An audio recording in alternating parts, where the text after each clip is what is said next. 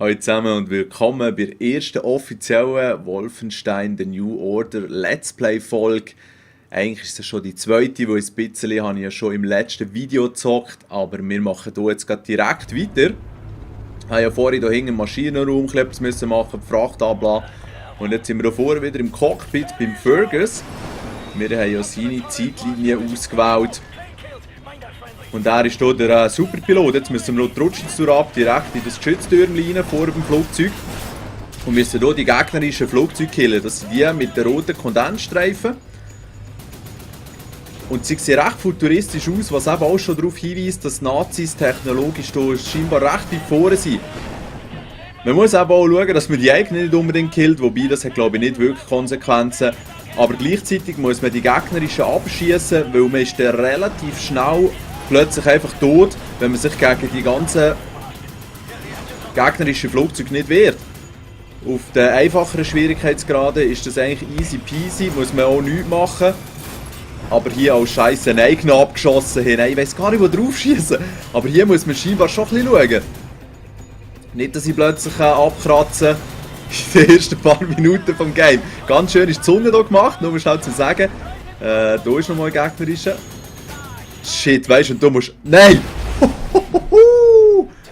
Okay. Das gehört zum Glück zur Story, ha? Blazkowicz, der Charakter, wo wir sind, das ist ein richtig harter Sieg.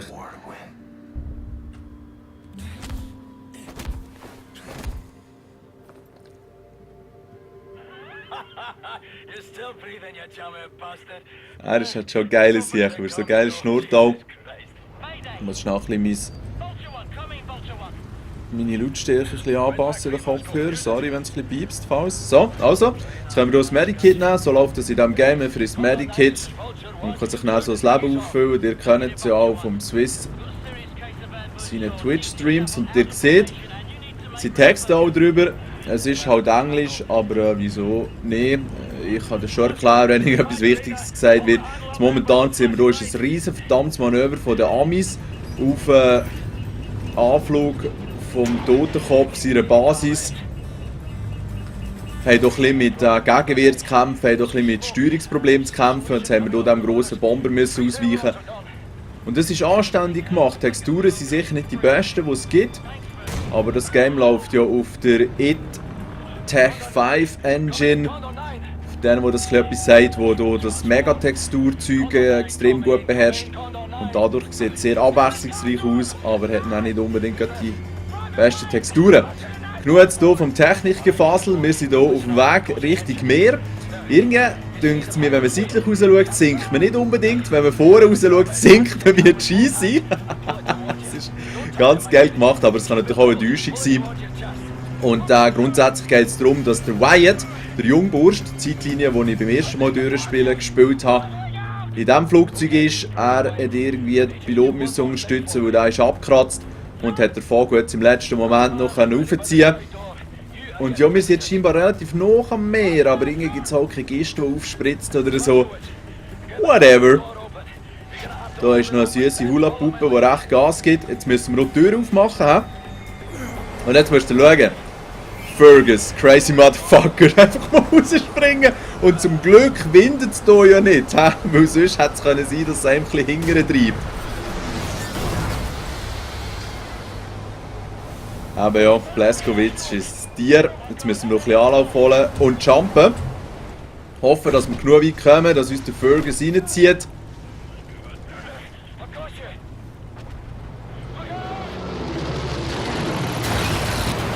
Ja, und eben so die Ingame-Zwischensequenzen kann ich leider nicht überspringen. Schauen wir uns die an, aber sie sind eh absolut sehenswert. Einfach das gröbere Zeug überspringe ich sicher. Also, siehst du. Der Wyatt, he? Jetzt kann man doch ein bisschen mit ihm texten. Er tut sich ein bisschen sagen, dass er Schiss in der Hose hat. Ihr seht, das ist ein Truppentransporter, das Flugzeug.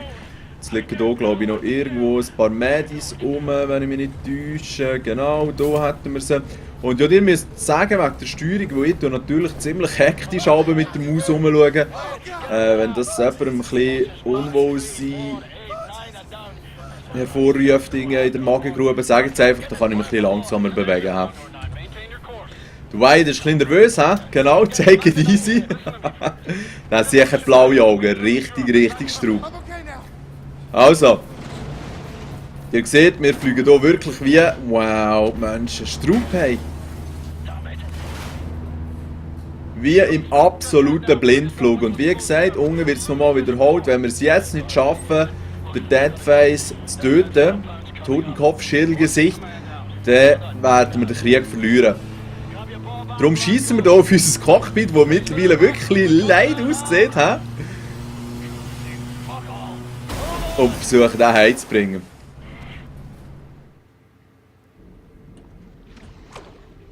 Okay, wenn ihr unten rechts Loading seht, dann drücke ich jeweils E zum Überspringen.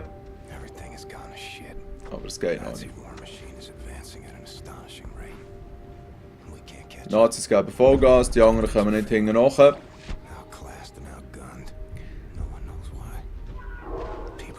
Genau, niemand weiss, wieso die Nazis so hure strong sind und eben auch schon so Zukunftstechnik haben. Aber so schnell geben wir natürlich nicht auf. Erster Panzerhund am Start. Das kleine Hündchen. Schwenken. Keine Ahnung, wie er so schnell rückwärts ist durch die Scheibe gesprungen, aber we don't care. Im Gegensatz zu ihm, wo, nein, eigentlich gleich wie er, der caret auch nicht mehr. Überspringen wir hier, der Fergus und der Wyatt sind irgendwann hier hin. Jetzt müssen wir zu denen vordringen. Jetzt können wir auch gefährlich mit dem Messerli Sachen kaputt schlagen. Achtung, Actionsequenz. Ui. Ah ja, stimmt. Wir müssen unten durchsäckeln hier. So, genau. Die Steuerung wieder mal ein bisschen verinnerlichen. Er kann sehr lange unter Wasser bleiben, was noch chillig ist. Und ich glaube, dass man hier nichts Spezielles finden kann. Ich bin schon ein paar Mal so ein bisschen rumgeschwommen, hier sinnlos, um zu schauen, ob sie noch irgendetwas verstecken. Ist aber nicht der Fall. Ganz schön gemacht hier. Wenn man jedoch durch die Schlingpflanzen schwimmt, bewegt sich hier gar nichts, was ein bisschen schade ist. Man hat wiederum die Lichtchen, die einem den Weg zeigen, in Kombination mit dem Schlauch. Sehr schön gemacht von den Sonnenstrahlen. Fuck, El Giganto. Jetzt versuchen wir eigentlich möglichst schnell wegzukommen, weil ihr seht, das Bild fängt sich langsam an zu trüben. Das signalisiert uns, dass der Sauerstoff echt langsam zur Nähe geht. Und raus hier. Nur schnell zum Zeigen. Das Game hat eigentlich extrem geil simuliertes Wasser. Zieht euch mal rein, ich schwimme jetzt hier auf der Oberfläche, ohne mich vorwärts oder rückwärts zu bewegen. Und es ist echt cool gemacht, wie es einem hier auf und runter dreht. Und das tut überhaupt nichts jetzt zur Sache. Aber es ist mir aufgefallen und ich musste sagen, gute Arbeit geleistet, Jungs. Echt gute Arbeit geleistet. Wann gibt es schon, dass einem die Wellen auf und runter tragen? Also, wir sind wieder mal in unserem Lieblingsgeschütz. Wir müssen jetzt schnell die kleinen Robohündchen killen. Pure Sau einfach. So, that's it. Schön zusammen. Alright, das Wasser ist auch da. Zwar ein bisschen gespässig, die Wellen wären auch nicht mehr so stark, aber wir sind ja immerhin noch in einem Game. Wyatt, der dreht immer gerne durch. Moment, schnell durch und jetzt gerade eine geile Szene. Das wollte ich gar nicht überspringen, sorry.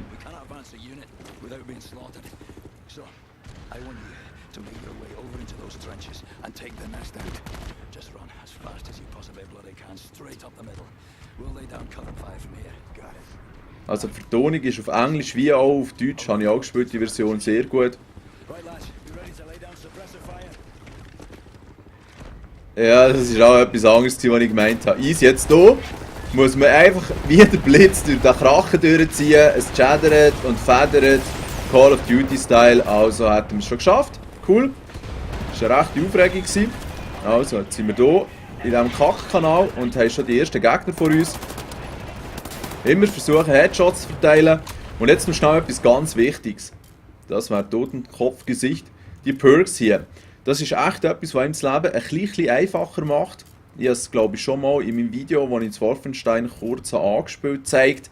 Und ich habe natürlich versucht, im ersten Durchlauf die meisten von denen zu schaffen. Stealth habe ich viel gespielt. Taktik habe ich dann auch easy erreicht. Es gibt einem grössere Magazine, schnellere Nachladezeiten. So Assault geht darum mit Akimbo-Style. Hier muss ich noch, jawohl, mit dem Lasergewehr ein paar Abpraller machen und hier bei den Granaten, Ja, ist noch tricky zum Teil, das Zeug zu erreichen. Aber auch mal die 2 Stealth und Tactical habe ich erreicht. Und das gibt mir einen grossen Vorteil. Auf jeden Fall wirklich etwas, was man machen sollte.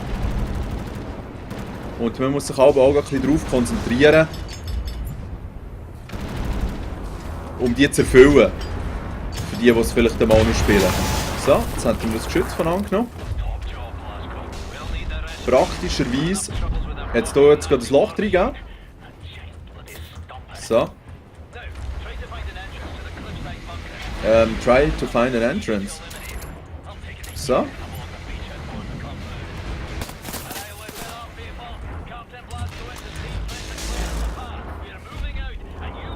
Ah, genau, da muss man anblicken. Jesus, ist es lang her, als ich das letzte Mal gespielt habe. Er sagt mir es, glaube ich, sogar noch. Bastard! Also, und das ist das Geile. Gut, auf der Konsole kann man es auch. Wenn man Alt drückt, kann man dann eben mit runter kann man abblicken, man kann links lehnen, rechts lehnen, so ein bisschen vorne lehnen. Und das hilft einem aber schon noch gäbig. Also, da hinten jetzt, glaube ich, noch etwas zum Einsammeln. Ja, ein bisschen Schild, 9 ist aber nicht wahnsinnig viel. Also, jetzt machen wir das Schritt für Schritt. Weil auf Über wollen wir uns eigentlich nicht unbedingt gröbere Schnitzer leisten. Und rein von dem her müsst ihr entschuldigen, wenn ich ein bisschen defensiv spiele. Aber ich will eure Zeit nicht verplempern und meine auch nicht. Darum nicht sterben ist das Motto. Schön, das ganze Nazi-Scheiß-Zeug. Ganz und gar nicht schön natürlich, die Wichser. Jetzt hier kann man entweder direkt den Weg aufnehmen oder mit einer kleinen Umweg und höheren Gefahrenchance. Scheiße, ein bisschen leicht geschossen. Kann man dort auch. Na, da ist nichts mehr, oder? Nope. Kann man aber auch oben durch. Ihr seht, hier oben ist das riesige Zerstörerteil hier mit der Tesla irgendetwas. Elektroschnitzlerwaffe. So, jetzt kann man hier, glaube ich, durchspienzeln. Ist da einer? Da ist keiner, gut. Da ist einer. Und sie sind zum Glück dumm wie Brot, hä? Aber das passt ja eigentlich auch, ich meine, es sind Nazis. Die dummen Wichser. Aber es kann ja gleich sein, dass ich dann irgendwann mal wieder abkrätzerle. Darum muss ich vorsichtig sein. Jetzt weiss ich nicht genau, ob wir den auch sprengen. Ich würde sagen, zur Sicherheit geben wir dem mal einen, weil wir haben ja genug. Ist nicht nötig gewesen, gut. Alright, hier geht es nicht weiter. Hier kommen wir nicht drüber, okay. Geil, Mann, das Teil ist schon beeindruckend. So. Jetzt haben wir hier ein gegnerisches Keibli. Okay. Ja, die Steuerung mit der Maus hilft auch beim Zielen schon extrem. Penner. So. Jetzt muss ich schauen, ob ich hier nicht plötzlich eine andere Waffe wählen sollte. Zum Beispiel ein Kimbo-Style. Oh, oh, oh, oh. Hundi, Hundi, hä? So. Hätten wir den auch. Wenn dann, dass der Stampfer uns so nicht einmal sieht. Und ich den Hund fast nicht gesehen. Bewegen wir uns hier vorwärts. So. Das Gute ist, mit Akimbo hat man wirklich die nötige Firepower, um so ein bisschen durchzuziehen. Und auch wir sind gleich im ersten Level, darum ist meine vorsichtige Vorgehensweise vorhin fast ein bisschen übertrieben gewesen, würde ich sagen. Und nein, das ist nicht der gleiche Bunker, wie wir vorhin drin waren, auch wenn er gleich aussieht. So, oh, da ist noch einer. So, ja, aber eben, sie ziehen also recht ab, hä? Ui, ja. Ja, ich sehe das. Ich sehe meine Problematik, ich muss mich hier echt ein bisschen hinter der Deckung verstecken. Und dann versuchen, die Scheibe einzeln abzukassieren. Also meine Taktik ist eigentlich sozusagen dynamisch und tut sich immer der jeweiligen Situation anpassen. So, Deli. Jetzt haben wir hier eigentlich alles, was wir brauchen. Genau. Jetzt tun wir den gerade nicht umlassen, sondern versuchen den mit dem Messer zu verwutschen, den Bastard. Schnell ein bisschen rausspienzeln, gut. So. So. Und jetzt der Bastard noch. Aber ja, wie gesagt, dumme Brot. Vor allem ist geil, dass sie hinten noch so einen Elektrokasten drauf haben. Der Schalter hat mich so verwirrt. Der ist farblich so unterschiedlich zu allem anderen, dass man eigentlich fast meint, den müsste man drücken können. Dem ist aber nicht so.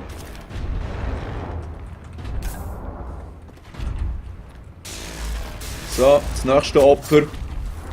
Und hier sind die Nazis halt noch so ein bisschen schlechter ausgerüstet, sozusagen. Ihr seht, dann gibt es einen kleinen Sprung in die Zukunft, wo sie das schon extrem besseres Equipment haben.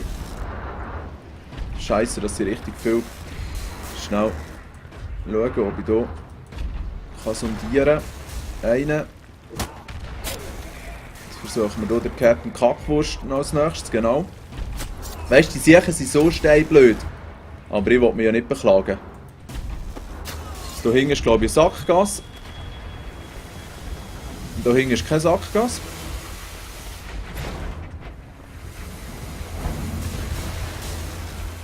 Und das Gute ist halt, wenn man sie leise auseinander nimmt, dann können sie den Alarm nicht auslösen. Das heisst, es kommen weniger Gegner. Und gerade auf Über ist das eigentlich schon noch wichtig. Weil die Menge an den Gegnern, die sie runter spawnen, ist das schon noch hart. Jetzt hier. Okay, Bomben nehmen, genau. Scheint, habe ich schon genug von diesen Bomben genommen. Was haben wir da noch? HGs haben wir genug, gut. Der riesen Elektro-Toni ist immer noch dran. Schnell schauen, dass wir uns hier auch durchschleichen können. Das wird ein bisschen kritisch. Voll. Aber dann haben wir den noch mit der Knarre.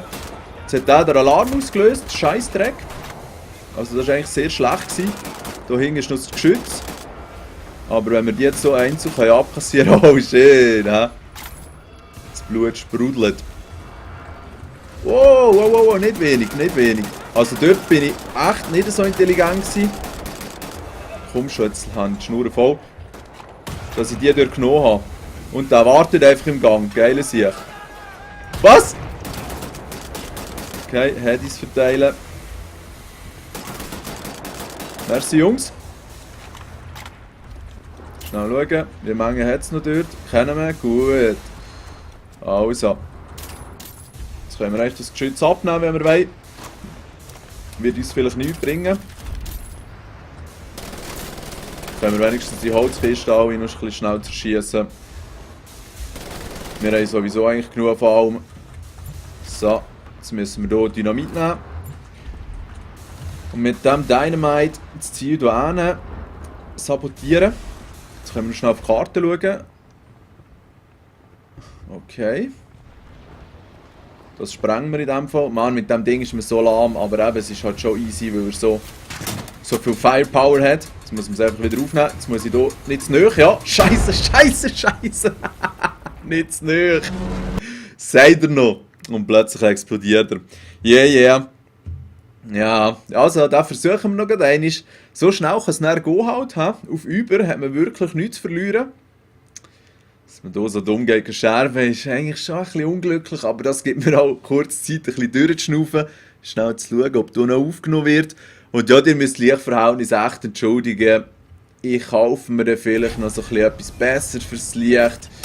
Weil ich finde, es ist schon nicht so der Hammer, wenn es so kruselt. Aber noch mehr Zeug im Zimmer, das Hitze generiert, ist einfach schon eine Härte. Okay, das ist cool. Jetzt ist einfach die Frage, was da hinten noch ist. Da ist doch noch irgendetwas zum Einsammeln, wenn so ein Ausrufezeichen dort ist. Come on, guys. Ist noch lustig, wenn ich die Karte einschalte und dann wieder vorne drücken zum Säckeln, dann rennt er aber gar nicht. Aber das ist jetzt nicht so wichtig. Weißt du, ist das auch unten dran hier? Kann ich den ganzen Laden in die Luft jagen? Also komm. Nein. Mal, ich habe Granaten. Okay. Ja, voll. Ja, voll. Ist es geil. What the fuck ist das, Mann? Ich habe jetzt nicht das Gefühl, dass ich hier schon mal war. Finde ich cool. Vor allem, das ist doch eine elendliche Sackgasse, oder?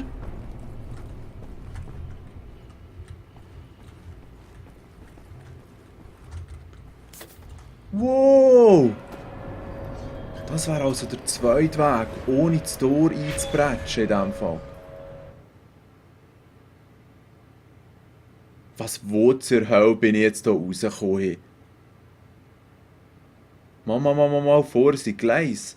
Genau, da sind Gleise, wo ich sonst auf dem normalen Weg reinkommen würde. Geil, ganz geil. Ui. Jetzt überall von diesen Bastarden. Ui! Scheiße! Haben sie mich jetzt schon gesehen? Nein. Also, aber ich weiss, dass gewisse Leute ändern so ein bisschen lieber rasche Scheiße. Raschen auch. Mit den Knarren und allem, aber ich finde es mit dem Messer halt schon hure stylisch, vor allem weil sie dann auch noch so geil gekillt werden. Und gerade wenn du ein bisschen Perks auflevelst, kannst du dann auch säckeln. Ohne dass sie dich hören. Achtung, mal schnell schauen, ob der das schnallt. Ja, voll, der hat es geschnallt. Scheiße. Scheiße. Ah, also. Feinde im Bunker, hä? Mond, die Zeit ist gekommen. Ja, wer möchte schon nicht auf den Mond fliegen in so einer Kapsel? Allen voran der Adolf, das Arschloch. So.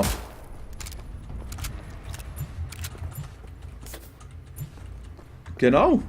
Das ist nämlich die Location, die ich gesprengt habe, ja. Hey, das ist noch abgefahren.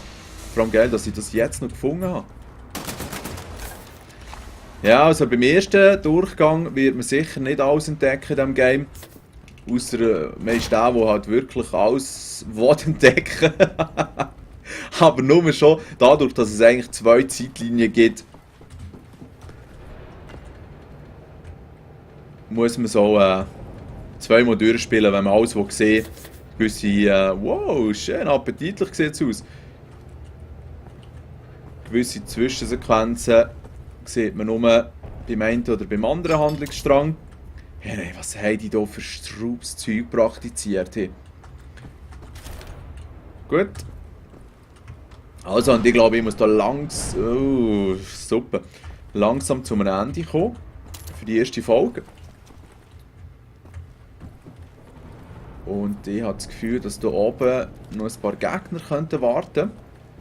Cool ist auch, dass man einfach so spasseshalber das Messer in der Hand kann hin und her werfen. Hin und her wechseln.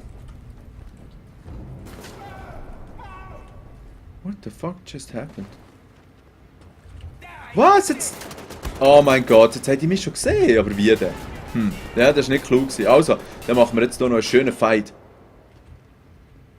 Ja, voll. Dumme Siechen.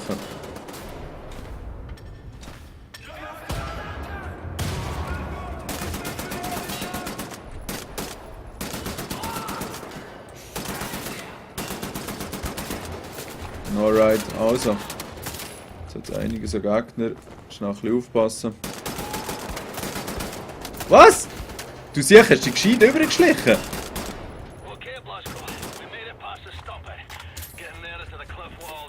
Cool.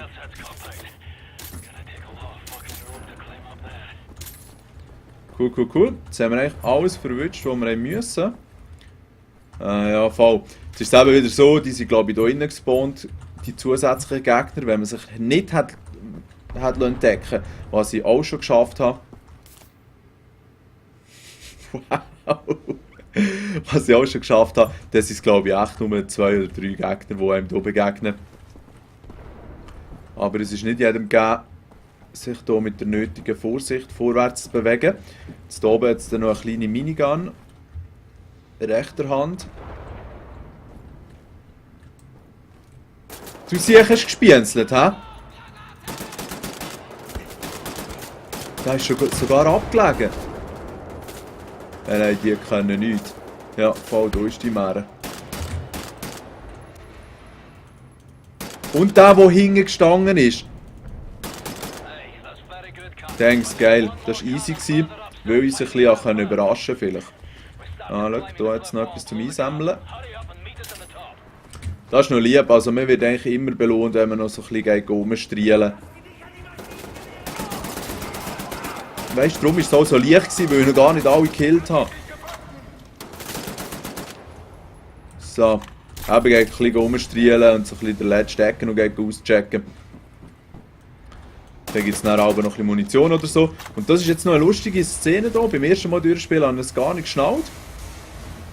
Und da kann man aber abschießen, der Big One. Man muss nicht. Es bringt einem eigentlich auch nichts. Schießt man einmal auf ihn, kommt so eine strubige Terminator-Style-Musik. Er fängt sich an zu drehen. Schießt ist mir noch ein paar Mal in sein Elektroauge. Dann hoffst du einfach, dass du ihn killst, bevor er dich killt. Voll, aber das hätten wir jetzt geschafft. Also, mehr so spaßeshalber. Und der Fergus bemerkt jetzt, ob du ihn gekillt hast. Und den Leuten auf dem Feld hilft es sicher ein bisschen. Aber eben, machen muss man es nicht. Man kann durch vorbeilaufen.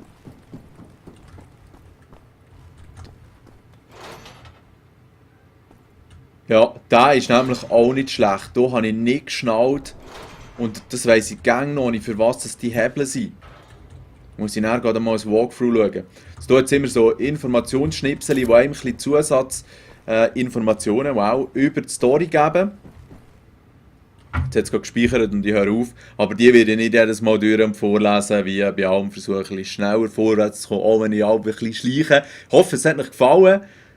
Hoffe, euch beim nächsten Teil wieder zu sehen. Macht's gut. Schönen zusammen.